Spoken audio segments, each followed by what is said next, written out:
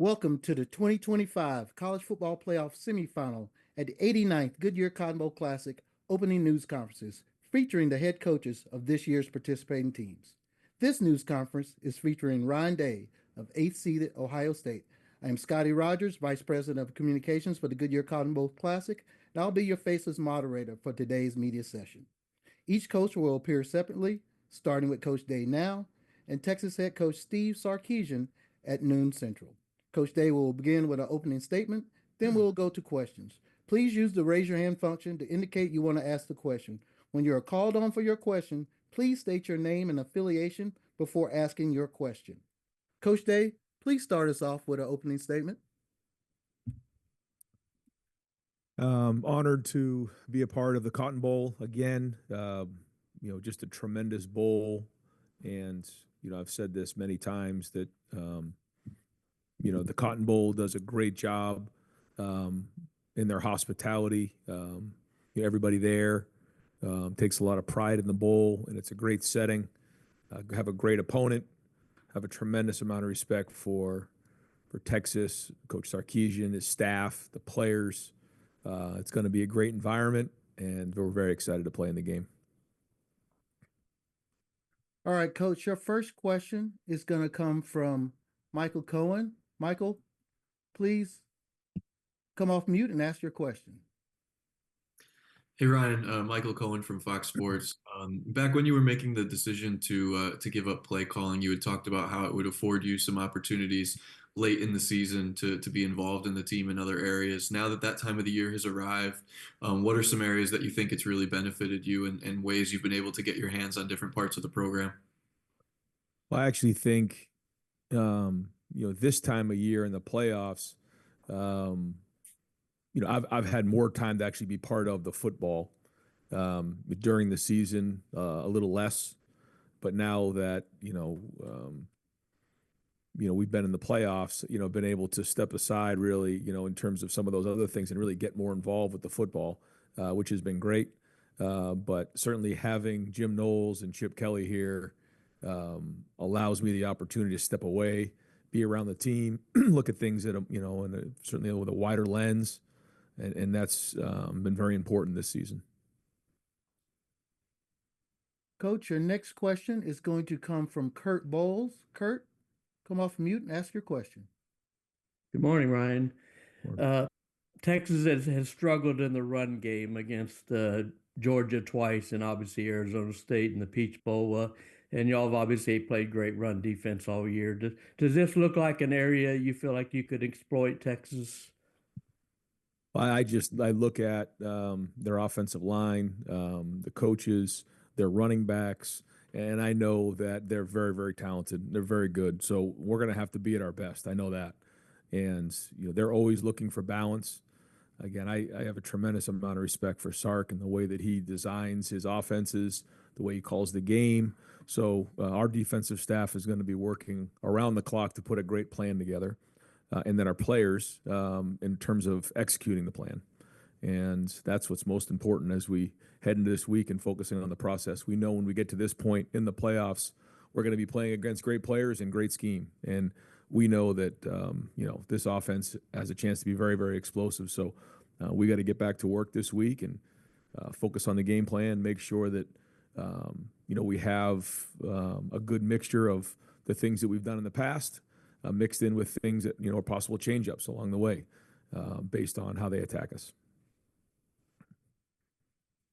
Coach, your next question is going to come from Dan Hope. Dan, come off mute and ask your question. Ryan, you guys entered the CFP. A lot of people were doubting you. Now you guys are considered the front runner to win the national championship. How do you make sure that you guys continue to play with the same edge now that you're getting a lot of praise when you were coming in with maybe a lot of people doubting you? Yeah, I mentioned it to the team the other day.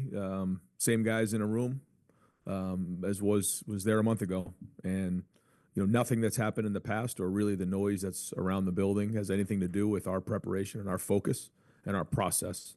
And that's what we've been diving into. And, we don't need any extra motivation to win this game. But one thing that does motivate our team is an opportunity for the team to play for another week together. And, this is a great group of guys that cares a lot about each other, have fun with each other. They love competing with each other. You can see the passion on the field when they get on the field. And, I think the way that this format is and the way the playoffs are set now, it allows us an opportunity to grow as a team and to learn and to get better and to peak late in the season. And so I think we've learned a lot about our team. I think we've grown a lot as a team. And, we're banking on this to be our best football of the season. But these guys, they care a lot about each other. And we're just going to focus on the execution and making sure that, we're preparing ourselves as best as we possibly can to go play this game against these guys on Friday night. And that's it. Nothing else matters. I've said this before, nothing that's happened previously is going to have any effect on what's going on other than learning from our experiences. So we got to do a good job of starting from scratch again. And I think that's one of the things that our guys need to understand is that when you're playing in playoffs, it's almost like, seasons within themselves during that week. And that, you almost start from scratch, and you can go through and you say, okay, here's your opponent, here's your process, here are the walkthroughs, here are the meetings, here are the practices, here are all the things that come with preparing for a game like this to be at competitive excellence. And so we got to do a great job this late in the season of being disciplined to do a better job than Texas. Coach, your next question is going to come from Tim May. Tim? Can you hear me? I Yes. can. Oh, sorry, man. The mute button was a weird place. Ryan, what is the biggest advancement that you've seen Will take from that new guy that walked in a year ago, basically, to being a leader? Like Justin Fry talked about how he stepped up as a leader when you've had those offensive line problems, et cetera, and just kind of, took him by the horns and said, this is not going to stop us and stuff. What just stands out most about him at this moment? Well, I think even for somebody who's, experienced like he is and with his age, you still, you're at a different school, you're in a different program, you're in a different offense. And playing within the offense and being here now for the number of games that he's played, he's learned a lot about himself, but he's also learned a lot of the offense. He's grown into the offense. And I think he understands that his job is to be the number one leader on the team and on the field, and that the team is going to take on his personality. But in terms of the football on the field, I think he's done a great job off the field of grasping the concepts. He's put a lot of work in with Chip and with Billy. When the first couple words come out of a play, he can finish it for you. And that's when he knows exactly what's going on. He makes sure everybody's on the same page. When you're in the huddle, you can communicate a lot of information, situation, down, distance, score, all those things that come into play. And so, I think that's been important. I also think his footwork has improved. And I think when his footwork is on time and he's able to, time some things up in terms of his play actions and drop back passes, you're seeing him play, really good football, making good decisions and throwing the ball accurately. Coach, your next question is going to come from Bill Rabinowitz. Bill, go ahead. Hi, Ryan. Slow starts were kind of a problem for you during the regular season. Obviously, not a problem in the playoff. You guys have gotten off to great starts both games. Has there been any extra point of emphasis on that? Is there anything you can point to explain why you guys have gotten off to the starts that you have, and how important has that been? Obviously, we've always wanted to have fast starts. I mean, we all know that, but I do think that we've talked about early in games. You want to set the tone for the game. As an individual, but also as a team, as a unit. Both games we've started off with the ball and we've gone right down and scored. And so execution fuels emotion, and that certainly has a big part of it. They go together, and we've executed well on those first couple drives, and that's had a big part of it. Defensive got some 3 and outs early in the game, and we've been able to jump on the last 2 opponents. But we also know that when we get into halftime, we got to go play in the second half, and we didn't do a great job of handling the middle 8 in this past game, and so we got to get that fixed. The issues are always there. You come out of a game like this, it's easy to say, well, everything was great. It wasn't great. There was a lot of things that we got to get better at if we're going to beat Texas. And so we got to make those adjustments coming out of the game. We got back here yesterday, got back on the film. It was a quick turnaround, but the guys did a great job getting in here, getting on the film. We kept our routine. And so, that's going to be the focus. But, yeah, we always want to get fast starts, but we know it's going to be 4 quarters. And we got to come out of halftime. And I think that's the thing that, we talk about all the time. When you come into halftime, it's going to be one of three things: you're leading, it's tied, or you're losing. And then how do you, figure out how you're going to go adapt in the second half to go win the game? Thank you. Coach, your next question is going to come from Kenneth Berry. Kenneth, go ahead. Good morning, Coach. Just in regards to, obviously a lot's changed the year. Obviously, Cotton Bowl appearance last year against Mizzou. Circumstances were much different. So, just how have the young guys on this team? Obviously, Jeremiah Smith is pretty special, but how have the other young guys on this team followed the message of the seniors and kind of locked in terms of knowing like they're one game away from a national title, playing back in the Cotton Bowl?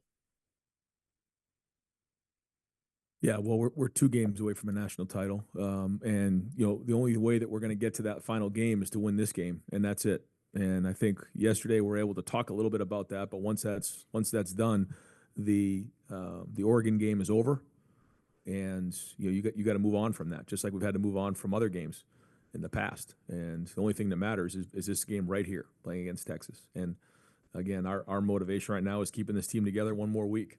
And then we'll go from there and figure out what's next after that. But everything else right now is a distraction. And like you said, the leaders are the ones that have to set the pace on this. And when you're a young 18, 19, 20-year-old person, it isn't always easy to stay locked in for this long of a time. And I think the team that can be disciplined enough to do that and continually prepare at a high level and not cut corners, not fray, not get distracted, not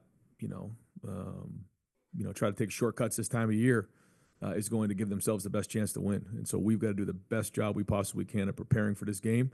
And that's our focus, and that's our process right now that we're going to continue to dive into.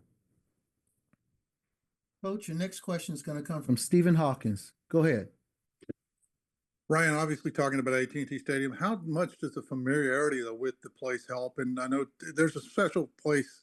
It's a special place for Ohio State coming 10 years ago after the championship, but also for Will Howard, won a championship there in the Big 12 just 2 years ago. Just talk about Will's kind of being able to go back there and you guys going back there.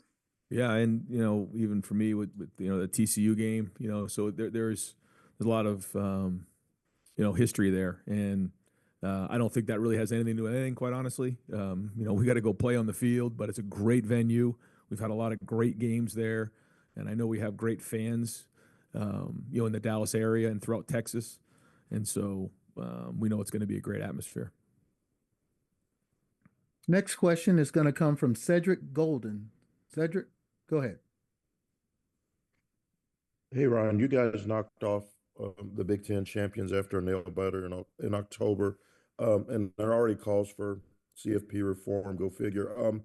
Was it an advantage for you guys to just keep playing and not have that long layoff, or was this first round where the guys that had buys all lost, is that just a testament to how competitive college football's gotten? I know we're all looking to see how this all shakes out and then going to evaluate it and figure out what's the best moving forward. I don't really know the answer to your question other than the fact that I did feel like, we've talked here in this room about, going back and watching some of the old NFL teams and winning that first wild card game and then getting some momentum into the playoffs and continuing to play. There's been evidence of that throughout, the NFL playoffs, because there really has never been a college football playoffs like this before. So you go back on, things that you can best compare to. And so I did feel like if we could get a good win in the first game, we could build momentum. Now, it's our job to keep momentum. We have it right now, but that doesn't mean anything if we don't keep it. So, we'll continue with our process. These games are coming fast. They're not bowl games. They're just like game weeks. And it'll be the same thing there. We get in on Wednesday night, and then we play the game on Friday. So it'll be a quick turnaround, and we'll, again, focus on our process. Coach, your next question will come from Jeremiah Smith. Jeremiah, go ahead. Hey, Coach. Will looked maybe the most comfortable he's looked all season against Oregon. How do you, going into this game, capitalize on that confidence, that momentum? How do you really make that count for you? We just keep it throwing it to you. I know. It's great. I've reminded my family many times how amazing the name is week in and week out. Well, I think again for Will, the more he plays at Ohio State in this offense with his teammates, he's getting more and more comfortable with everything. And you can say, well, he's played a lot of college football before, and he has. And you're seeing some of those things show up on the field. But just like anything else, you see guys who move from NFL team to NFL team. And sometimes it takes a while to get into the offense and understand it. It's like a language.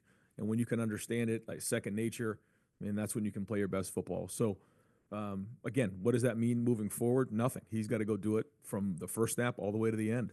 And, if you start, thinking back on good games, bad games, and start to think that that's going to affect this next one, you're dead wrong. So he's got to be the best leader on the field, but he also has some confidence right now going into this game, which, again, he's got to continue to build on. Coach, we have time for a couple more questions. One is from Hank South. Hank, go ahead. Hey, Ryan, apologize if this was already asked, but obviously you have history with Quinn Ewers. You guys recruited him out of the high school ranks. What drew you to him then, and what impresses you about his game now? Well, he was one of the first eighth graders that I ever offered. He was in our camp here in the Woody, and I saw a young, he was a boy at the time, really, who just had a tremendous release. And I remember grabbing him and grabbing his dad and said, man, you got a bright future ahead of you. I don't know if this is good or bad, but we're going to offer you a scholarship to Ohio State even in eighth grade. And again, I don't know if that's legal or not, but we did. And then we went through the process, and boy, it was strange how it all shook out. He decided to come really in the middle of preseason camp for us. And so it was a little bit strange, but again, with college football, you look to adapt the best you can. And then CJ really had a great season that season, and he decided he really wanted to play. And boy, it was disappointing for us, but we certainly understood. And from afar, I've watched him, and he's got a lot of talent. He's a really good player. He comes from a great family, and he's had a great career at Texas. And a lot of people here still have good relationships with him and think the world of him. Coach, your final question is going to come from Tim May. Go ahead, Tim. Double dip. I like it. Ryan, there was one play in particular. It was a second Jeremiah Smith touchdown, but Donovan Jackson got into just one of the battle royale with Jordan Birch. Just what has Donovan really brought to this team, above and beyond moving over that left tackle, playing selflessly and stuff. But it was just, it was cool to watch. And maybe put that into words for me, what he's meant. Yeah. I would say, in terms of his leadership, he's been extraordinary to, we all know the story. This is a guy who came back, by the way, from Texas. So I'm going back to his home state to play in this game, which is great, exciting for him. But, he came back to play guard and be the top guy taken in the draft next year after a very long decision with he and his family. So then, after that Oregon game, to have to go move to tackle, it was a very selfless thing to do. But in the meantime, when he's embraced it, and this is a great message for our young players, he embraced the change for the team. He's now become a very, very good tackle, and he's increased his value exponentially, in my opinion, with the ability to play both positions. We'll need him to play that way in this game. They have tremendous pass rushers. They do a great job rushing the passer on the edge. They have some really good players. But he battled his tail off, and all those throws that Will has an opportunity to push down the field, it's because of the protection of the offensive line. So that goes into a lot of work. And sometimes I don't know if the offensive line gets credit for the protection, because in the pass game, it doesn't work if we don't have protection. It doesn't work if we don't run the routes properly. It doesn't work if the running back doesn't pick up his blitz. And then obviously the throw and catch. So a lot goes into the passing game, and the protection's a big part of that. Coach, thanks for joining us today. Thank you. Full transcripts of both news conferences, along with video and audio files, will be distributed via email and posted online via the Goodyear Cotton Bowl Classic section of the College Football Playoff Media Portal. To gain access to the portal, send an email to licensing@catapultsports.com. If you have any questions, feel free to send me an email at Scottie, SCOTTIE, @cottonbowl.com. Thanks for joining us. Please stay safe, and wish you safe travels during the remainder of this bowl season.